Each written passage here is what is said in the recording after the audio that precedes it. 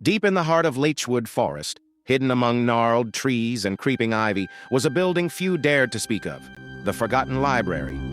Legend said it housed books that should never be read, volumes filled with the whispers of the lost, written in ink that bled from nightmares. No one remembered when it was built, only that those who entered were never the same. Leah was a graduate student with a passion for uncovering the unknown.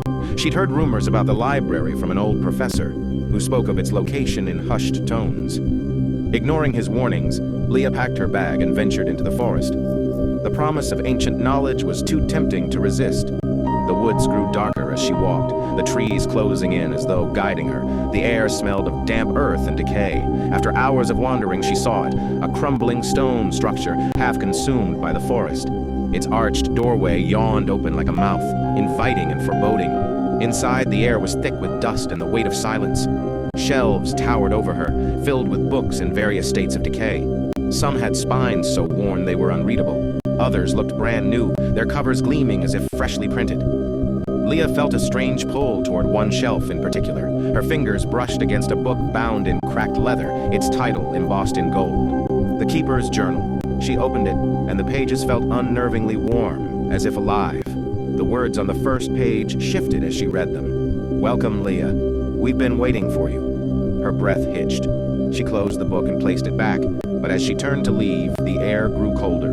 The shadows stretched and twisted, coalescing into the shape of a man standing at the end of the aisle. He was impossibly tall, his face obscured by a veil of shifting darkness. "You shouldn't have come," the figure said, his voice like the groan of ancient wood. Leah stumbled backward, her heart racing.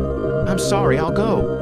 The figure didn't move but raised a hand, pointing at the shelves. The books began to rattle, their pages fluttering wildly. One by one they opened, and voices poured out, whispers, screams, and sobs. The cacophony was deafening. Leah ran toward the exit, but the library seemed to stretch endlessly, the door growing farther away. The figure appeared in front of her, blocking her path.